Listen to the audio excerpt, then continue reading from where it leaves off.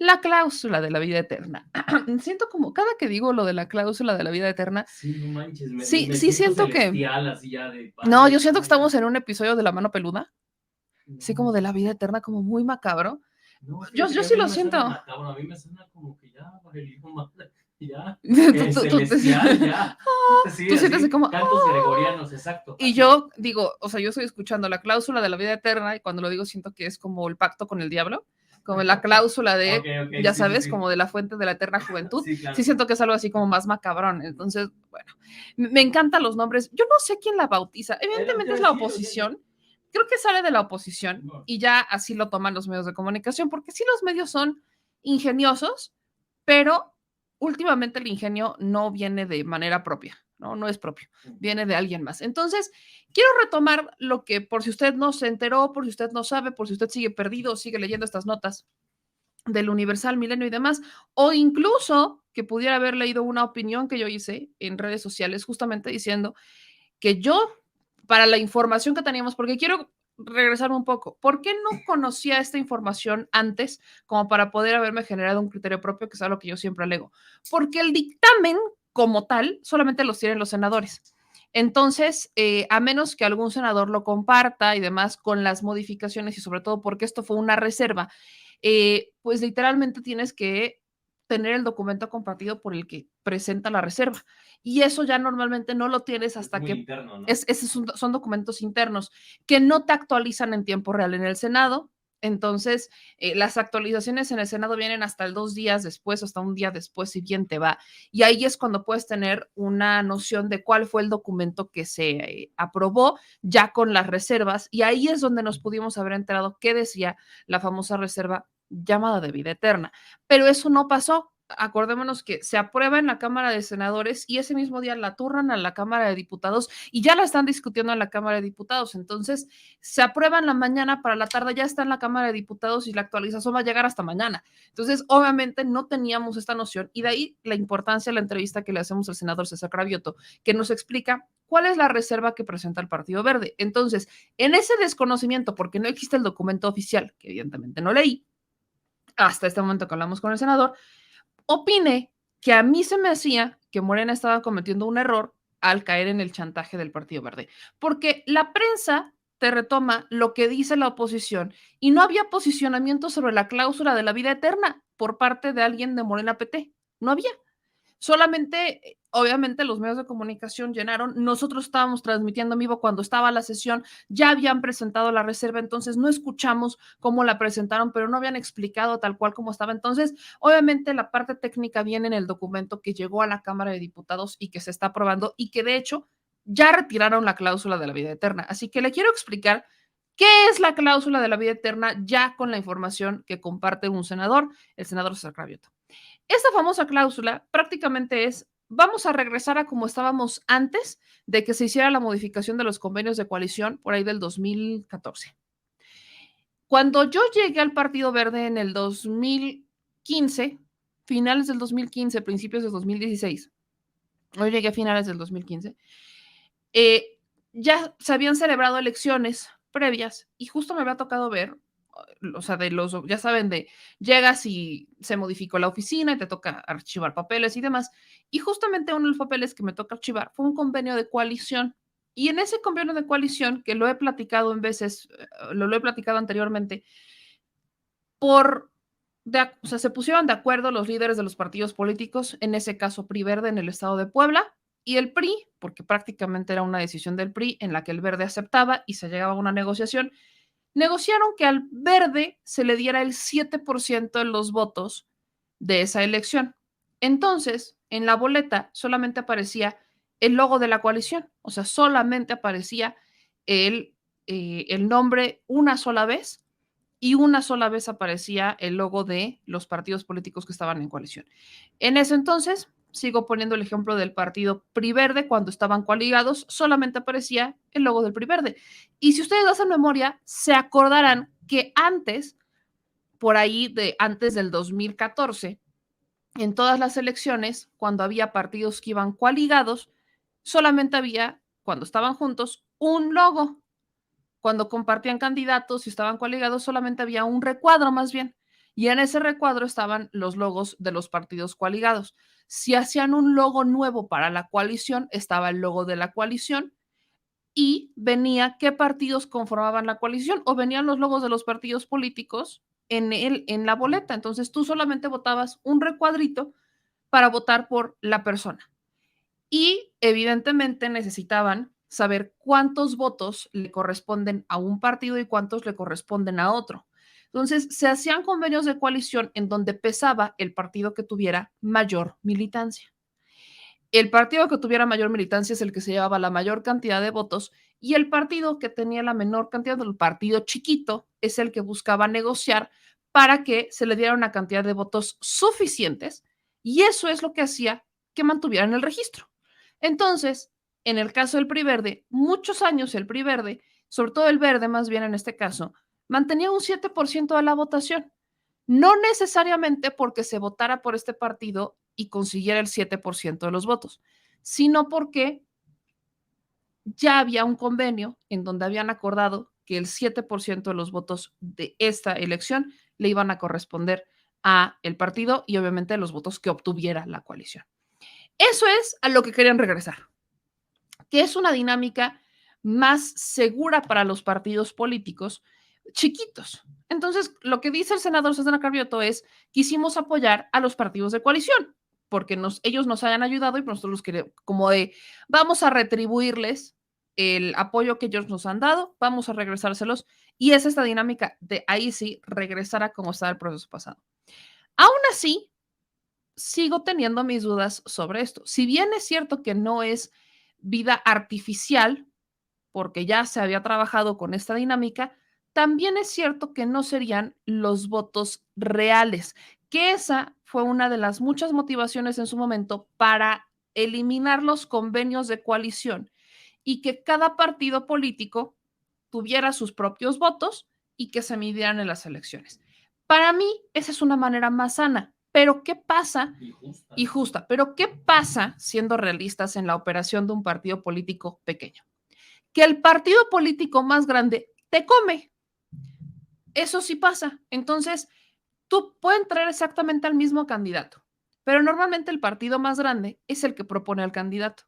Entonces, tú, al ser un partido político chiquito, vas haciendo campaña a veces hasta sin el candidato.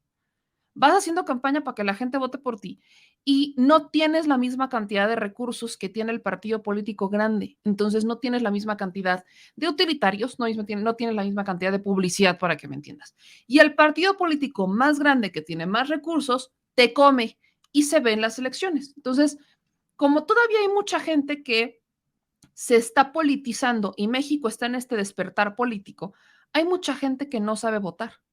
Y estos son los dos lados de la moneda de las coaliciones en México. Hay mucha gente que todavía se confunde cuando ve el mismo nombre repetido varias veces con diferente logo. Se confunden y no saben si van a votar por él o no, aunque ven el nombre de la persona, pero lo ven con diferente logo. Entonces les entra la confusión y les entra el miedo y a veces llegan sin querer a anular el voto, sin querer, porque hay mucha gente que todavía no sabe votar. De ahí quizás un punto a favor de los convenios de coalición, porque solamente aparecería una sola vez el nombre del candidato, un solo recuadro y te olvidas de el andar por la vida confundiéndote, porque hay gente que sí tiene votando muchos años, pero no sabe votar. Pero ¿cuál en esencia, de qué sirven tantos partidos chiquitos? Es que ese es el otro, o sea, ese es el punto en contra, ¿no? Ahí voy a ir en contra. ¿De qué sirven tantos partidos chiquitos?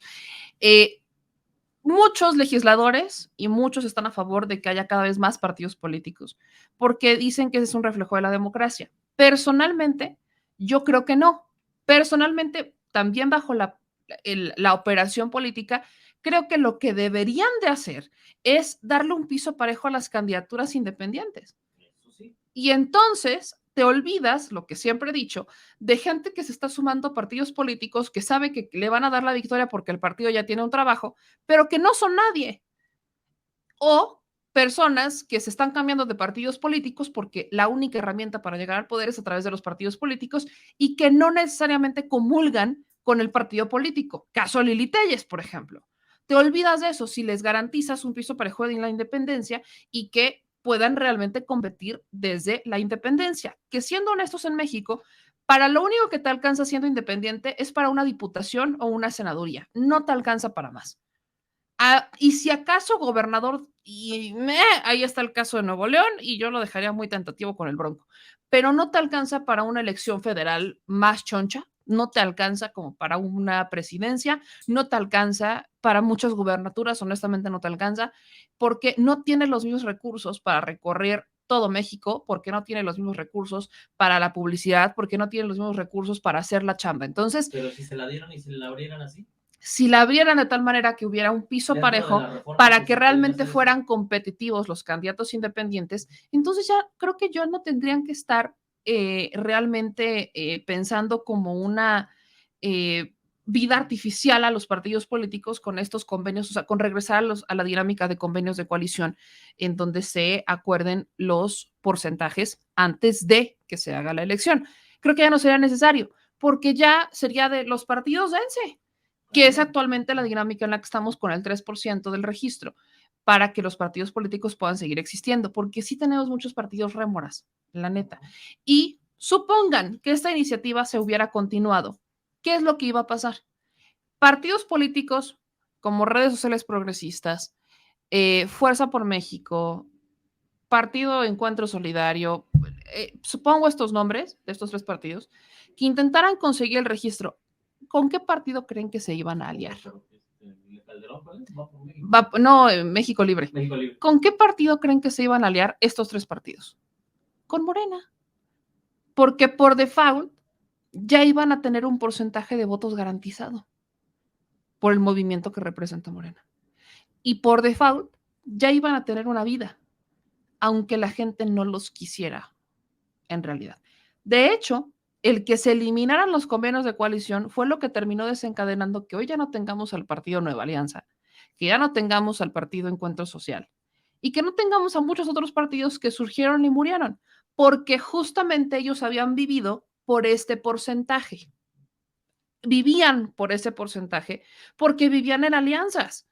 Nueva Alianza también salió con el PRI muchos años, salió también con el PAN, o sea, eran partidos que buscaban aliarse con quien pudieran, porque existían estos convenios de coalición que les daban vida, aunque la gente no los votara. Entonces, sí son dos lados de una moneda en donde todavía nos falta mucho politizarnos para aprender a votar, aunque veamos varios logos, y también el partido más grande se termina comiendo a los chiquitos. Sí entiendo, porque yo lo viví cuando trabajaba en el Verde, el PRI te comía todo. Tú ibas por la vida proponiendo algo y te decían, no, porque este es del PRI. Y tú decías, bueno, es que yo no soy del PRI. Ajá, pero vas aliado con el PRI. Diles que no. Entonces, por supuesto que eso es algo que pasaba, y esto lo estoy diciendo cuando trabajé en el Verde en 2016, y hacíamos campaña en el Verde en 2016. Y te come el partido más grande. Esto actualmente le pasa a Morena, en este caso al Verde, y al PT les pasa con Morena, que quizás ellos tienen sus bases, porque sí, todo partido tiene sus bases identificadas, pero cuando estás en campaña, el partido grande te come. Entiendo la necesidad de los partidos chiquitos de buscar hacerlo porque sé cómo funcionan, pero como ciudadana, pues la neta es que yo ya no quiero más partidos políticos. Yo quiero que estén los partidos políticos que le chingaron, que le chambearon y que representan a un grupo social importante. Y ahí se da la democracia y la ciudadanía está obligada a organizarse también. Si quieren que un partido político exista, se tienen que organizar para respaldar ese partido político y darle vida. Si no, entonces no va a funcionar.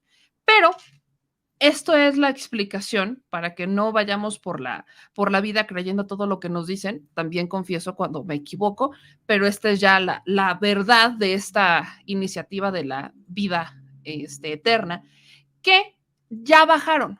Esto lo quiero decir, ya se bajó, ya la echaron para atrás. Y quiero que escuchen lo que dice el diputado Carlos Alberto Puente Salas, que es del Partido Verde, en el momento en el que les concede a los diputados de oposición bajar esta iniciativa. Entonces, viene una modificación que quiere decir que también va a tener que regresar después de la Cámara de Diputados al Senado, otra vez. Así que vamos a ver, escuchar lo que dijo Carlos Puente Salas sobre echar atrás la iniciativa que muchos han tildado de vida eterna. Con su venia, diputado presidente. Adelante. vengo a presentar una reserva donde les cumplimos lo que pedían. Dicen que cuidado con lo que deseas porque se te puede cumplir. ¿Y qué creen? Concedido. Se les cumplió. A ver ahora cómo le hacen, pero bueno. Siguen ahorita todavía las notas saliendo. Vida eterna. ¿Cuál vida eterna?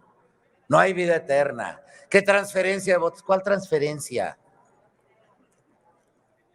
Deben de estar contentos. Aquí está. Vamos y estamos pidiendo que se elimine el párrafo que daré lectura sobre el artículo 12 de la Ley General de Instituciones y Procedimientos Electorales. Y dice, los partidos políticos podrán postular candidatos bajo la figura de candidatura común. En este caso, aparecerá en un mismo recuadro de la boleta electoral el logo o emblema de los partidos que decidan participar en esta modalidad. Los partidos deberán celebrar un convenio de distribución de los votos emitidos. Propuesta se elimina. Con esto acabamos las mentiras y la intentona de confrontar a una coalición sólida y definida. No como ustedes que están en un periodo de prueba, se dieron un break y ahora están viendo a ver si funciona por segunda ocasión. Les puedo decir que las segundas partes nunca son buenas. Por lo mismo, miren, nosotros entendemos en qué momento estamos. Ojalá y más adelante tengamos la oportunidad de hacerlo de manera seria, porque esto recogería una oportunidad para todas las fuerzas políticas en la legislación general y haciendo de eco a lo que, insisto, hoy funciona, está vigente en 24 entidades federativas. Reafirmamos nuestro compromiso de ir a la próxima elección en las condiciones que hoy lo tenemos, al igual que en 2009, pero recordándoles que en lo local, no solo el Verde, todos los partidos políticos han utilizado esta figura. De verdad, a los que sigan descalificándola, solo les pido que vengan y hagan el compromiso que no la van a utilizar en las entidades federativas más, que van a ir a buscar derogarla en las entidades. A ver si es de a de veras, a ver si de a de veras cumplen y son congruentes. Nosotros sí lo hacemos, porque entendemos el mandato popular, que como diputadas y diputados federales, el pueblo manda. Vamos a cumplirle en el próximo proceso electoral y estoy seguro que vamos a triunfar, que vamos a llevar la mejor oferta política para las próximas elecciones. Pongo a su consideración dicha reforma y a su vez, diputado presidente, me permito retirar la otra reforma, la propuesta de reserva que estaba inscrita. Una queda en firme, la otra la retiro. La número 1 se retira, la número 18 la dejo en firme, diputado presidente, si lo puede así considerar. Por su atención, muchas gracias. Es cuanto. Buenas noches. Ahí está, tal cual. El Verde echa para atrás, pero les deja claro a los partidos políticos que ellos también arriesgaron una oportunidad de vivir, que es lo que yo les decía, sea cual sea esta iniciativa, incluso antes de explicarles cómo funciona realmente, no solamente era para beneficiar al PT o al Verde, era para beneficiar al PRD e incluso a Movimiento Ciudadano, si es que Movimiento Ciudadano tomaba la decisión de ir a la alianza, que para el Estado de México ya empezaron a rumorar que no descartan irse en alianza en el Estado de México. Entonces, pues vaya, no era una iniciativa que solamente de, es que el Partido Verde, no, también era para los demás partidos porque regresaba a un sistema en donde todos habían estado antes del 2014. todos habían funcionado bajo convenios de coalición y les funcionó muy bien el tema de los convenios de coalición. Pero, digo, desde la perspectiva de meme la política, entiendo el porqué de esta iniciativa. Para justamente tener condiciones de vida más equitativas, para que dentro de las campañas pues tengas una dinámica de competitividad con los demás partidos, sobre todo que no te coma el partido más grande, porque el tema de los recursos por supuesto que pesa, sobre todo cuando no es tu candidato, etcétera. Entiendo en la parte operativa del partido político por qué pedir esta iniciativa, pero como ciudadana, honestamente ha funcionado tenerla de la otra manera, porque te da la oportunidad de ciudadano decidir a quién quiero. Ahí es donde los partidos políticos están obligados a hacer una chamba constante y no solo en tiempos electorales para que la gente los conozca y que tengan su voto duro, que es el voto que es de ellos y que nadie se los mueve, que se supone que el voto duro debería de estar en sus padrones de afiliados, porque es la gente que confía en ellos, es el voto que no se va a mover por nada, es el voto que ya tienen garantizado y tan es el voto que se vuelven sus afiliados y ya sabes que es el voto que ahí va a estar y son los principales beneficiarios de si el partido político tiene alguna jornada o lo que sea, o que si va a hacer alguna campaña de, no sé, un curso o algo así. En realidad, se contempla un 10%, pero en la realidad no tienes una noción de él porque depende del partido. Por ejemplo, en un partido chiquito sería un 10% del padrón, no, un 1% del padrón.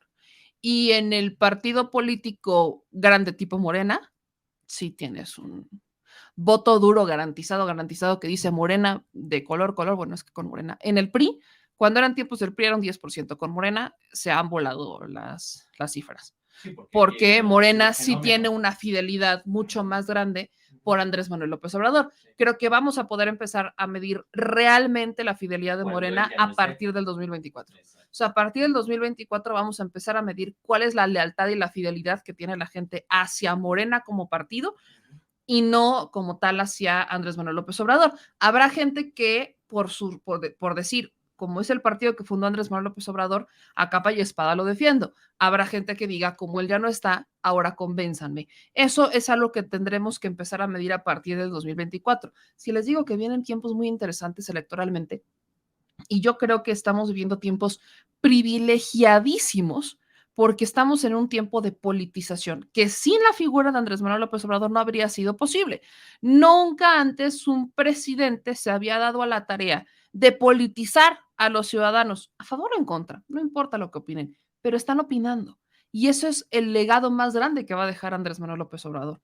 Sacar o quitarles la venda de los ojos a muchas personas, yo incluida, pero también hablen sobre política, opinen, lo que tengan que decir, pero opinen.